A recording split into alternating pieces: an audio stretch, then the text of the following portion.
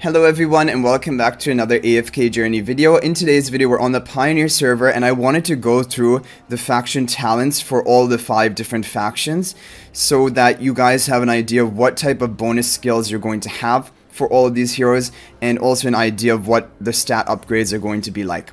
So the most important thing is that these faction talents are going to be applicable and have their effect only in 3 different game modes. One is the talent stages, which is this first option here in the AFK stage progress. There are no more double battles. Instead, if you deploy 4 of the same faction and you have the talent unlocked, you will get a buff tile. You can it will help you a little bit clear the stage a little bit better.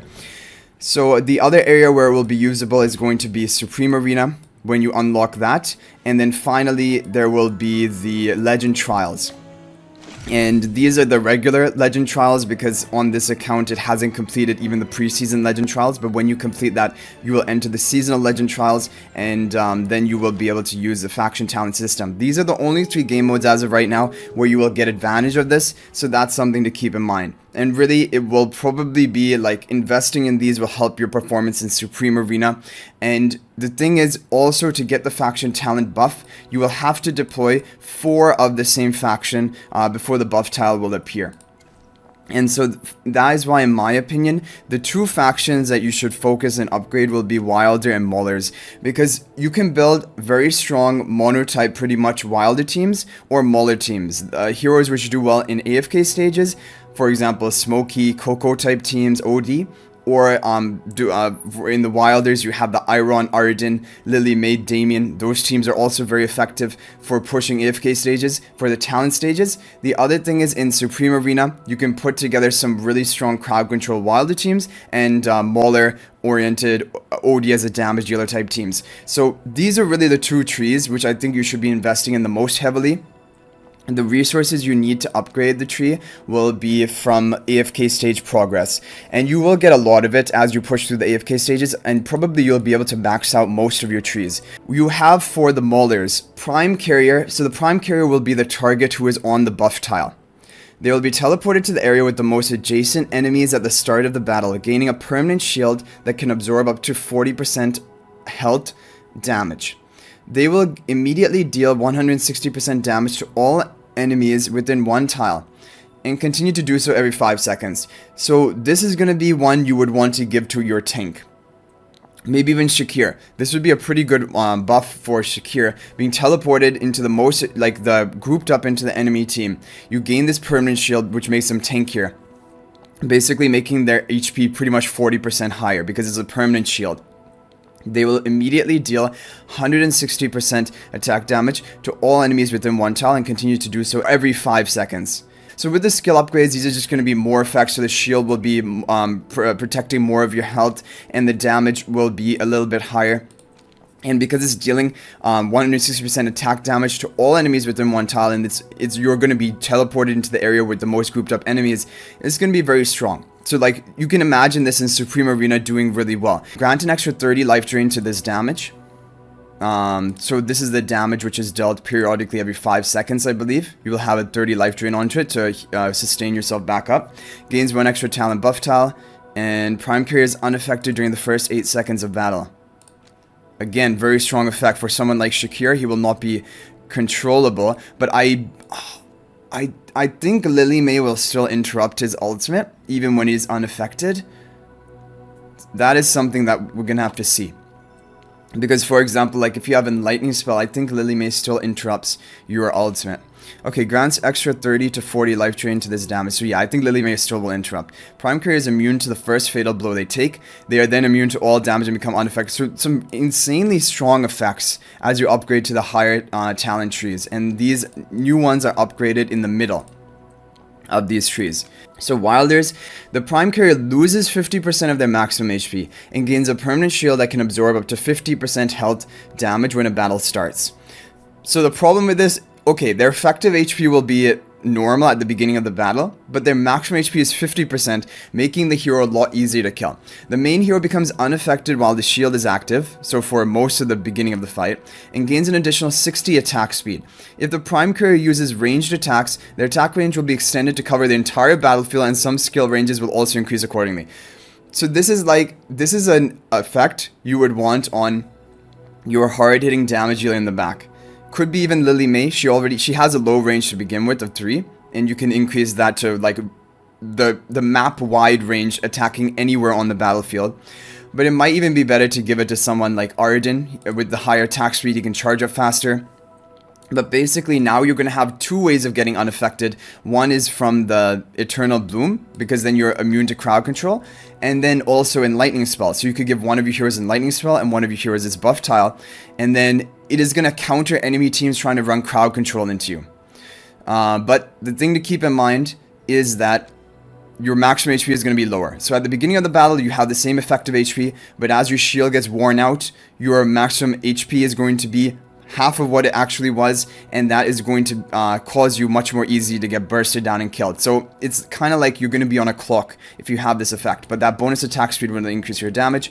You can attack the whole field wide, and then you are unaffected while the shield is still active, and then as you upgrade it, it will become even better, making it more tanky.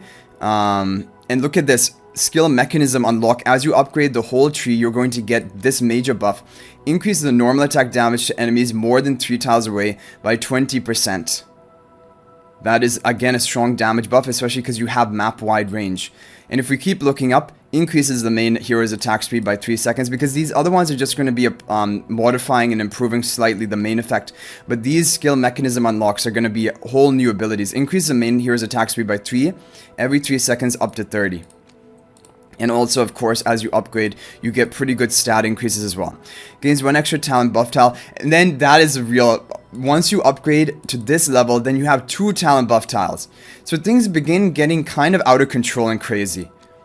Prime Carrier fires an extra projectile at the weakest enemy, dealing 55% attack damage when performing a normal attack during the skill's shield duration. And it is not showing you after that, but I think maybe when you complete the tree, it would show you further levels. I'm not sure, but I would expect it to go even higher than this.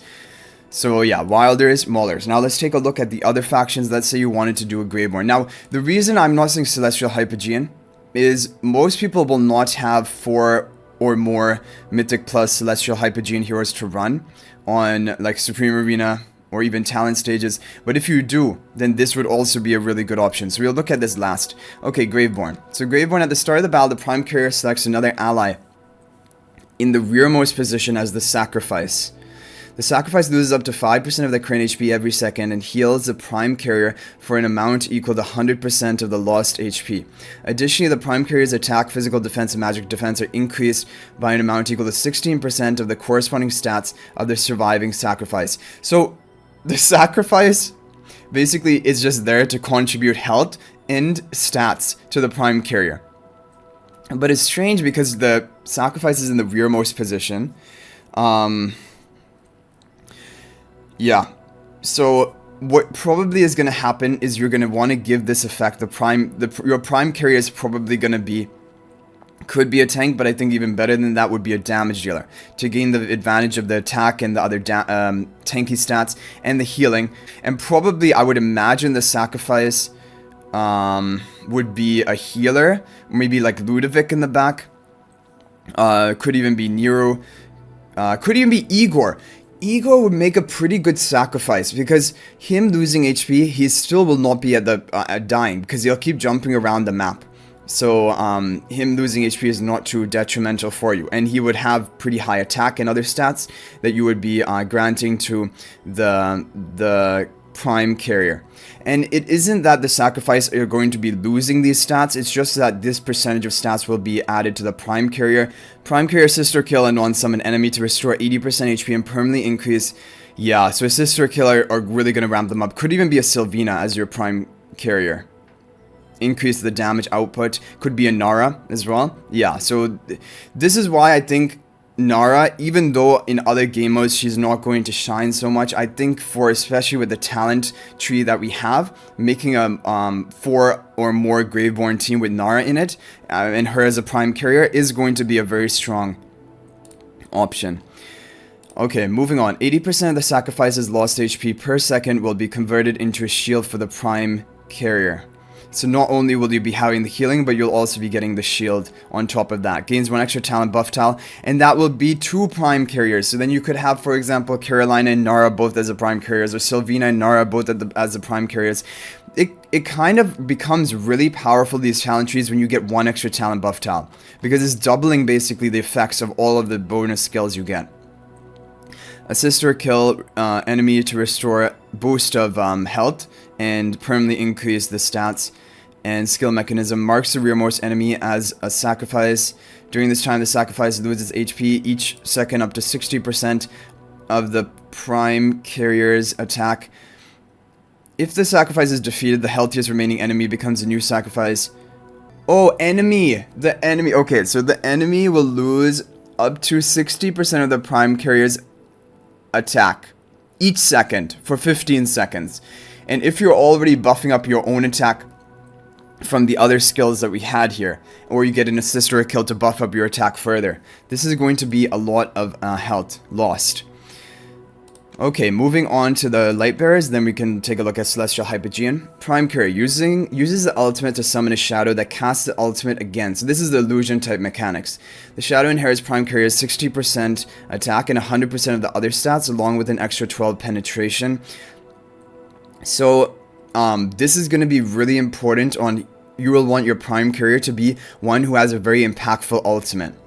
Out of the Lightbearer faction, you could even do this on Rowan, right? You could get double energy generation for your team. And the damage output, the shadow would have lower attack, but the other stats, the tankiness will be the same. Okay, let's take a look up here. Prime Carrier and their shadows ultimate damage is increased by 20%. Okay, so it's all really about the ultimate damage. You could go, like, I mean, Mariel has high ultimate damage, double Mariel ultimate cast, but I'm thinking even double Vala ultimate cast, especially if it's on the same marked enemy. Like, that would probably give Vala the more guaranteed initial kill, and then she snowballs from that point, because she becomes untargetable with her Mythic Plus. Prime Carrier restores an additional 100 energy every time it assists or kills an enemy. Okay, that isn't too great, because, I mean, 100 energy is only 1/10 of your energy meter, and for an assist or kill, like, you already get energy off of that. Gains 1 extra talent buff tile for another hero with a key ultimate. Prime Carrier and the Shadow's ultimate damage increased to 25%. When the Prime Carrier is defeated, a Shadow remains and inherits the Prime Carrier's energy. The Shadow gains 100 energy per second and will automatically cast the ultimate when its energy is full before disappearing from the battlefield. Okay, so the Shadow is going to survive until one more final ultimate cast, basically. Yeah. And they will gain energy per second. Now, when we're looking at the Lightbearer heroes, the thing is, you can run 4 Lightbearers and then one non-Lightbearer hero, and then you could put that on the buff tile. Yeah, I'm thinking like a diagonal type team. Let's try to figure out a team like this. So let's say you have Tumisi as your tank, you have the Vala as well for the damage, and then finally, who would be the final Lightbearer hero you would want to run? Could be Cassidy, but I'm thinking, let's just try the Sinbad. Okay. So the thing is, I think we're gonna kill him too quickly even before Diagonal can cast his ultimate. But having Diagonal get the double ultimate cast would be strong. Generally, Diagonal isn't greatest for talent stages. Okay, now let's move on to the Celestial and Hypogeans. The Prime Carrier deals 120% true damage to enemies in the most crowded 1-tile area and stuns them for 1.5 seconds every 6 seconds starting from the 6th second, while the Prime Carrier remains in battle. Most crowded 1-tile area. Okay, and this seems like you don't even have to be within range. It will just find the most crowded 1-tile area, and it will stun them for 1.5 seconds every 6 seconds. Now, 1-tile area, I mean, does that mean 1 tile along with the adjacent surrounding tiles? Probably, right? Because just 1-tile area would only be one enemy there, or maybe this gets an upgrade or something. 1.5 seconds stun every 6 seconds. So That is pretty strong. Restores 40% attack HP for all allied prime carriers for every enemy hit. So it's a supportive. Like, probably you would want your prime carrier to be diagonal then, to give him more healing and protection. Okay. And then upgrade. Restore 16 energy for all allied prime carriers for every enemy hit. How many prime carriers do you have? You'd only have one at the beginning, right? But it keeps saying in plural, prime carriers. The stun upgrades, deals true damage. Yeah, oh, and this is true damage. Yeah, so the prime carrier you want diagonal, who has high attack to deal the true damage, get the stunning. Restore, yeah, so definitely diagonal is the option here. Restore 16 energy for all allied prime carriers for every enemy hit.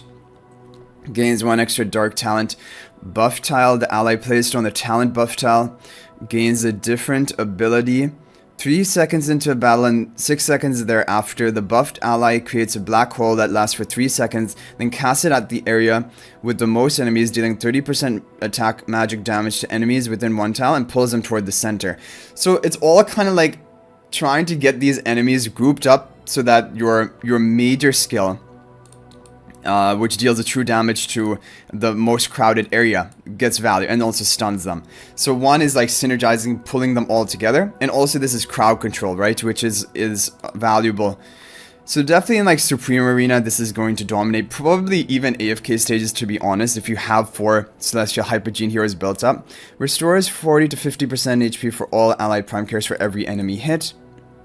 If both prime carriers remain in the battle, their effects merge, and starting 3 seconds into the battle, they release an attack with both original effects every 3 seconds. Are you kidding me? What is this? This is like ridiculous. Okay, is this the final upgrade? Because this is just, if both prime carriers remain in the battle, their effects merge, and starting 3 seconds into the battle, they release an attack with both original effects. So one of them is going to be the dealing damage, and it's a 2 tile radius, dealing damage to the most crowded area of the map, true damage, and stunning them. Up to like 2 seconds stun, every 6 seconds. But now it's every 3 seconds. And then the other effect is that you have the black hole is combined, so that is going to draw all enemies closer together, so that they're likely to get hit with this attack. Like, just this ability alone is basically an Iron plus a stunner. And it deals damage. Like, I'm sure for AFK stages, the meta is now going to be 4 Celestial Hypogean heroes, probably diagonal. Obviously Scarlita, Rainier, diagonal, Scarlita, Rainier, Frestro, maybe something like that, and then finally you can run whichever hero you want, because you would have met the requirements for this tile. Okay, so this is the Celestial Hypogean tree is really insane. However, you're going to need to have 4 Celestial Hypogean heroes to run if you want to try and run a team like this. Otherwise, it's better, like if you don't have 4 built up to Mythic Plus at least, I would recommend go for the other talent trees. But for Supreme Arena, I already, yeah, this is going to be the strongest Supreme Arena defense, which might be unkillable. But then you can just try to compete for the other 2 defenses. Set 2 really strong, like 1 strong Mauler team, 1 strong Wilder team, and then try to win those, even if they have a strong Celestial Hypogean team, to get a guaranteed win. Because even if they can get 1 guaranteed win on you, they need to get another win. So if you have overall other solid defenses, you can still have a chance. But that's also talking about the top levels of play. Like, a lot of people will not have the ability to run 4 Celestial Hypogean heroes in Supreme Arena. But overall, looking at these abilities of the faction talents, they are pretty strong, and all of them are strong. Not only Celestial Hypogean, but Celestial Hypogean especially is like on another level. It's like double the strength of the other talent trees. But like I mentioned, in my opinion, again, Lightbearer seems the weakest. Just casting another ultimate with the shadow, I don't think that's enough. Like, because when you talk about the Lightbearer heroes, I mean, casting another Vala ultimate, or even having some other non-Lightbearer hero to cast a second ultimate, can be sort of valuable, but I like the effects of the other ones a lot more. Like, and the thing also is, you have to look at the strength of the heroes of the faction. And in terms of strength, Lightbearers and Graveborns, they're a bit weaker than Wilders and Maulers when you're talking about even Supreme Arena or even AFK stages. Definitely Prime Carrier Shakir as well as along with him like a Brutus, because you get 2 prime carrier tiles. That is going to be very strong for the Maulers. Also, the advantage of having the prime carrier tile in the back, it means that they're going to take enemy Vala marks. So you position your Brutus in the back, he takes the Vala mark, and then he gets the effect of the prime carrier tile. So Maulers are looking good. Wilders are honestly a little very interesting because they have lower maximum HP, but they have more damage potential and they have map wide range. But I think Lily May on one of the tiles probably will be the best option. The bonus attack speed will allow her damage output to be higher. And the thing is, even if you're running 4 Wilders, you can run a final hero. So you could even give a prime carrier tile to like Carolina or Elsa if you're going to go for a crowd control type team. Anyway guys, that is going to be it for talking about the faction talents. They are very interesting. Let me know what you guys think about them in the comment section down below. But my plan and what I would probably recommend is to go for Maulers and Wilders because you're most likely going to have the ability to build 2 good teams involving these heroes for Supreme Arena and AFK talent stages. But if you have 4 well built up Celestial Hypogeans, you can definitely go for that. But anyway guys, that's going to be it for this video. I hope you enjoyed it, and I'll hopefully see you guys in the next video. And until then, everyone, peace out for now, and thank you for watching.